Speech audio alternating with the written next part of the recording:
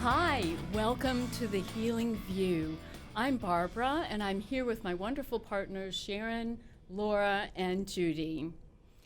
Our hope is to inspire your health, wellness, and happiness.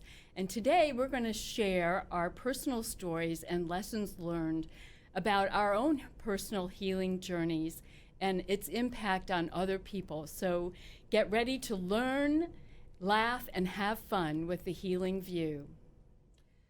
And so we are partners at our business For the Love of Healing. And we've worked together for many, many years. We all originally started with the same mentor, Deborah Singleton of AHP Enterprises. And once she went through some transitions and retirement with her business, we just wanted to keep it going. And so that's kind of how For the Love of Healing came to be. Together with the four of us, we have about 90 years combined energy, healing, balancing experience. And we're all teachers as well. And so as we were learning the craft, we were also always finding outlets to teach the craft as well. So what we thought we would do is we just wanted to create these Healing View segments to bring the light of healing and feeling more happy and joyful and empowered out to the community through this venue. So today we're going to just share a little bit about some of our personal perspectives and stories and what brought us to the table of healing in the first place. So we're going to start with Barbara's story.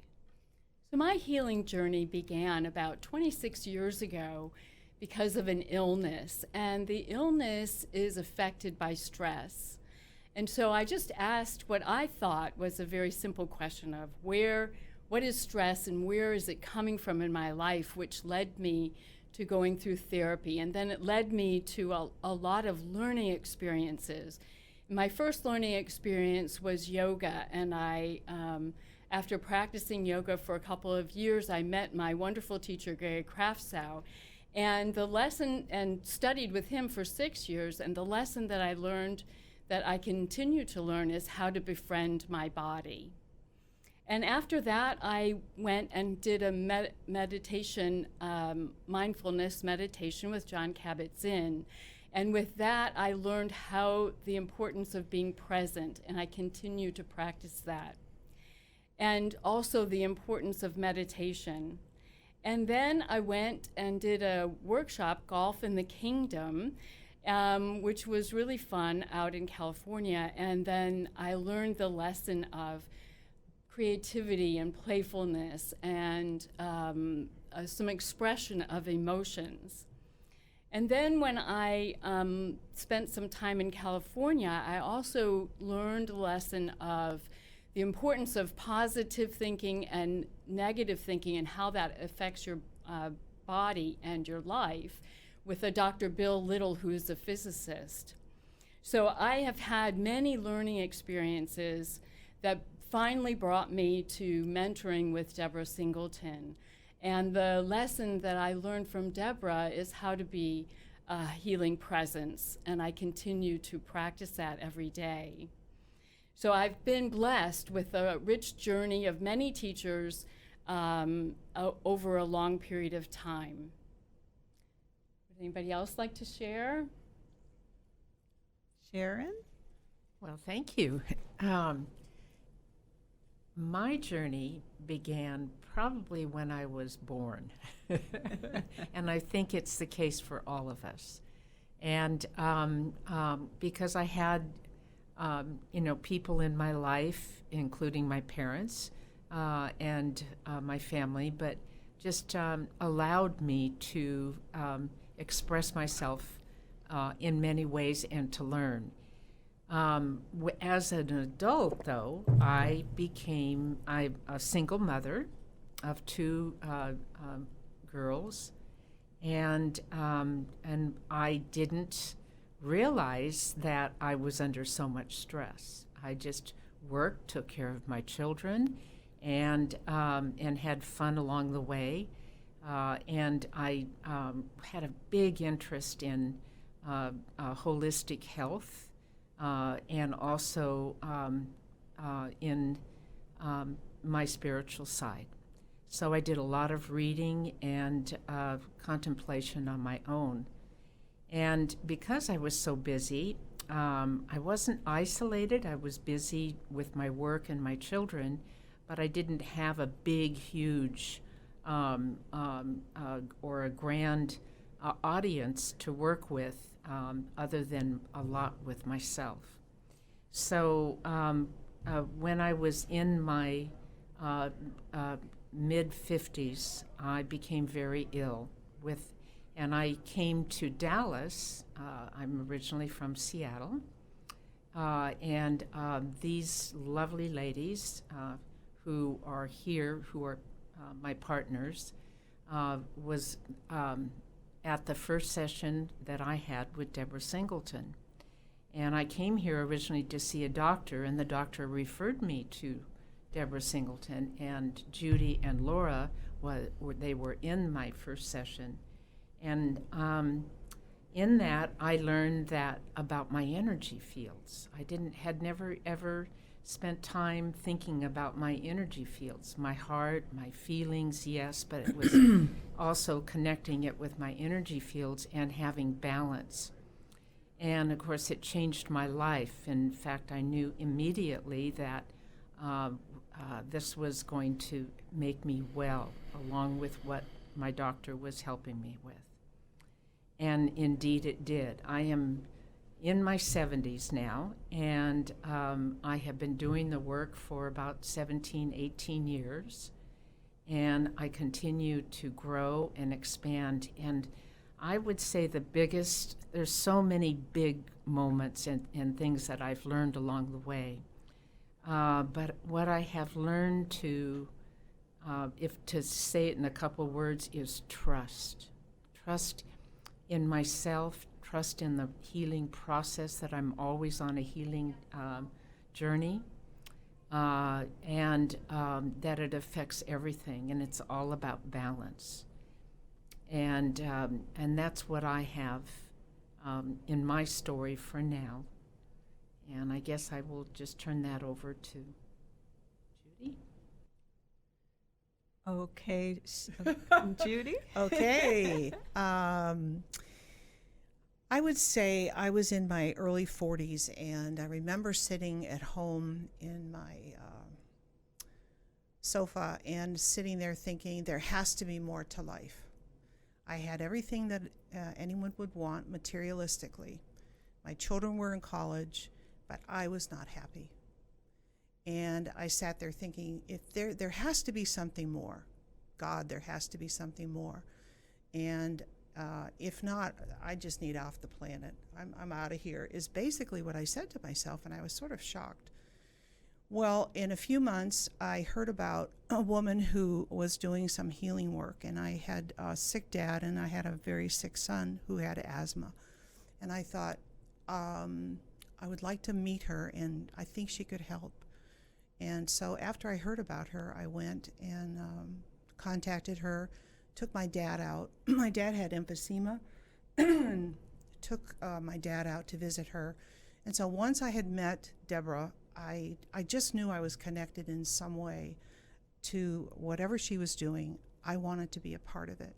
And that's what I started doing. I started having classes in my home, and she would come and teach us spiritual growth. So there was like this awakening happened inside of me, for some part of my spirit kicked in, is what I like to say. And I just got very excited, and it's like I had purpose and I had meaning in my life. And that has stayed with me to this day. And I basically have followed her work and worked with her over the years and was very influential in setting up all her businesses and learning the business of energy healing. So when she retired, it was very natural that all of us who were, the business was important to us in the work, that we continue it. And so that brings me pretty much to where we are today, but it's always constantly learning. Every day I learn.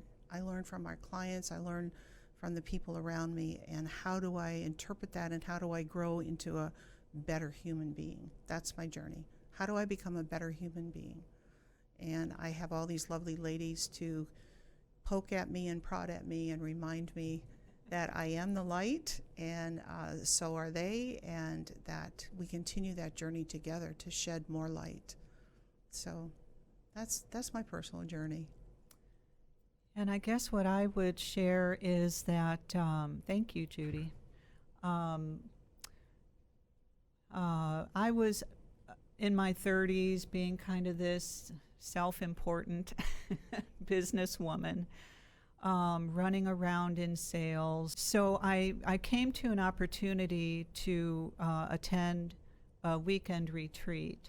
And in that retreat, I met Judy and Deborah Singleton, and there was something about it where I just knew I needed to be a part of what she was offering and a part of the healing work. So I also was in a spot where I just was not that happy in my life. I knew I needed more. I was also starting to show physical symptoms that were really stress related and emotion related. And so through fast forward a bit, through all those chains of events, I got onto the team, learned about healing. The biggest thing that I think I've learned through my personal healing journey and witnessing so many of our clients' journeys is that I always thought, well, I don't have those physical ailments. How can I relate to them, and how can I really be in here accomplishing anything? Until I finally really realized that there's probably an emotional component with just about every illness and every space of unwellness. And that was something I could relate to, because I think that all of my stuff was emotionally initiated. And so the biggest thing I've learned is that we have to manage ourselves, we have to calm ourselves, and we teach how to do that so that we can address emotions, other things going on within us. So now might actually be an interesting time to roll the video of a demonstration of an energy session. While that's rolling, let's just describe a bit about, Judy, do you want to describe a little bit about what is the energy work? What are we actually doing? Well, we're actually, from my perspective, is just working with that client's own energy and just allowing ourselves to be open to move it from point to point. We're working with the acupressure points on the body, and if you are familiar with acupuncture, then it's acupuncture but without the needles, and it's using our hands, and it's also using our minds, and with that we can move the energy from point to point. And as we do that, every day people get blocked. We have blocks that happen in our energy flow, just like a river or a stream can get dammed up.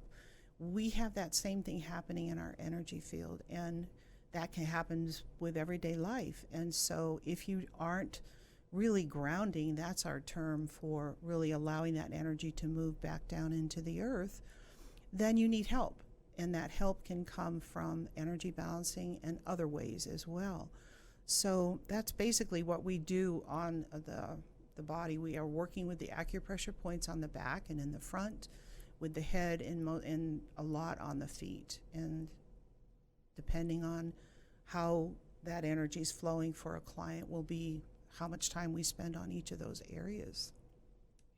Anything Barbara, else to add? do you want to add anything to that, Barbara? So I have people may be wondering what it means when we say a block, and I have a good example from my own life.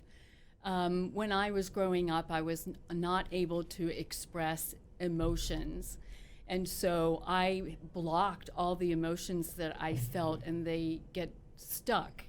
They're not flowing.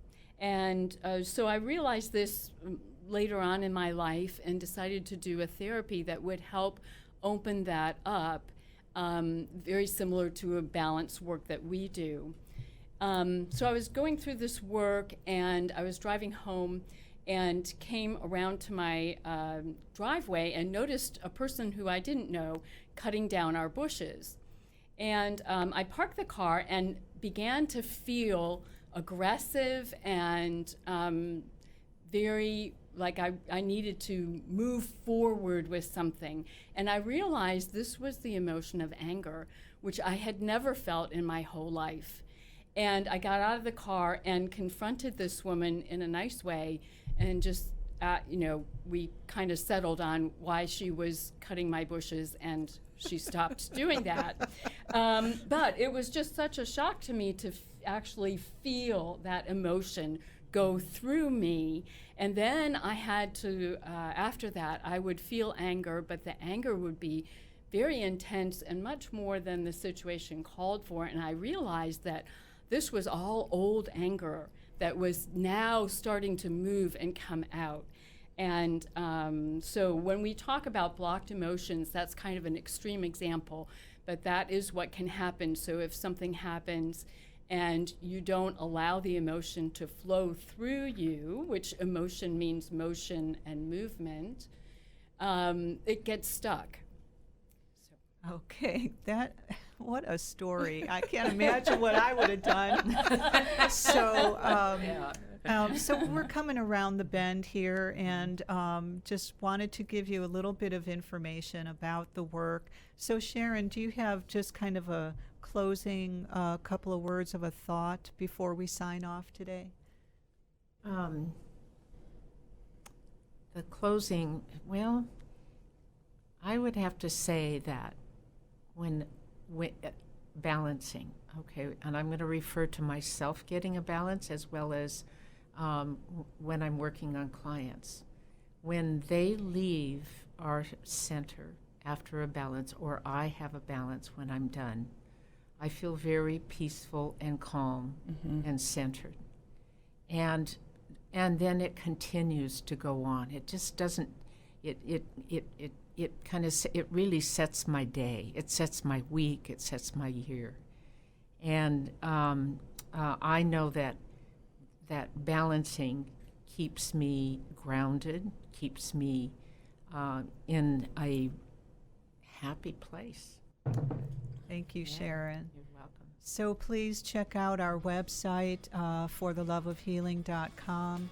And I hope that you learned some things today, had a little bit of fun with us. And in closing, we would just like to remind everyone to breathe and to feel your feet. Thank you. Bye. Thank